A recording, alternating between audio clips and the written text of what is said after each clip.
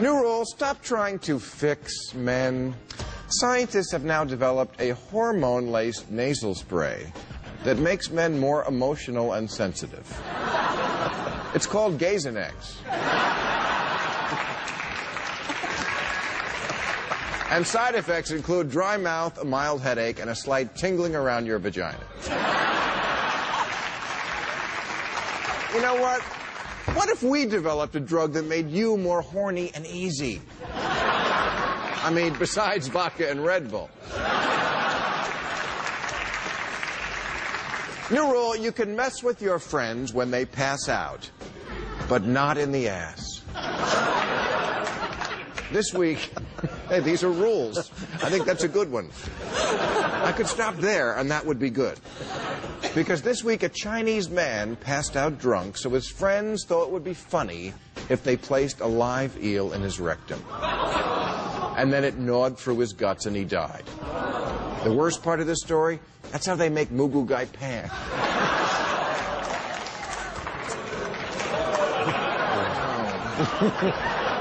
And finally, new rule, this Mother's Day, all Americans must pause and extend a special thanks to the women who maintain our homes, who take care of our kids, who still make time for sex with Dad. I'm talking, of course, about our nannies.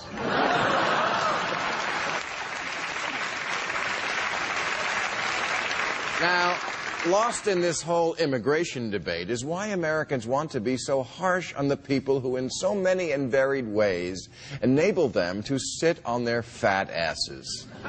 Nannies, valet parkers, gardeners, housekeepers, pool boys, car washers, house painters, and handymen. All the people who do the things we're a little too busy or important to do. There are plenty of people to be mad at out there. The jerks at Goldman Sachs, the idiots at BP, the guy who charged you $50 for these tickets. Why set our crosshairs on the humble, servile people? Well, I'll tell you why.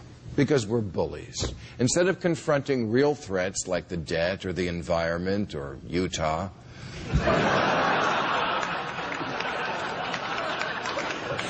we pick out the poorest, most defenseless kid on the block, illegal immigrants, and say, what are you looking at? But I'll tell you something, you anti-immigrant hoopies. As usual, you're mad at the wrong people. It was corporate America.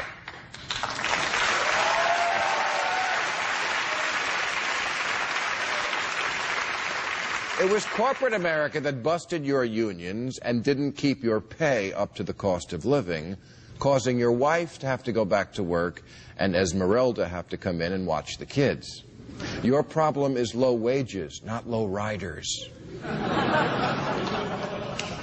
You know, in the 1940s, fewer than 1 in 5 moms worked outside the home, ironically most in bomber factories to beat Nazi Germany, a place like Arizona where you always had to show your papers.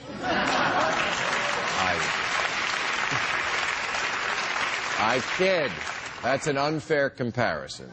The Germans knew how to dress.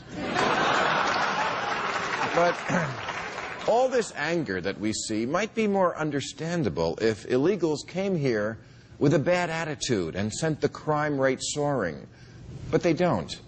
The Justice Department says violent crime in Arizona is at its lowest point since 1971, and property crime lowest since 1966.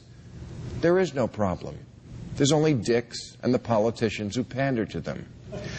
Now, I know this is anecdotal, but I've hired several immigrant housekeepers. Legal, I might add, in case anyone at the White House is considering me for a cabinet position.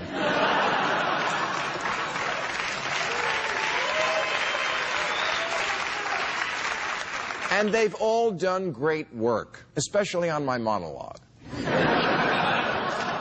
While the one American-born Caucasian guy I hired to do some handyman work stole my tools. You know who you are, Stephen Baldwin.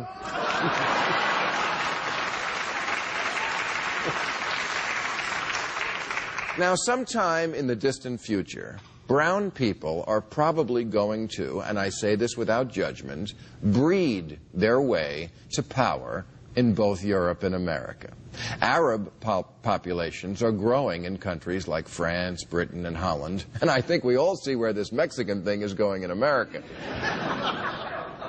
That's right, because they fuck more, the darker-skinned people are going to rule the world, and white people, for their own self-preservation, should get a start on being nice to them now. Nice!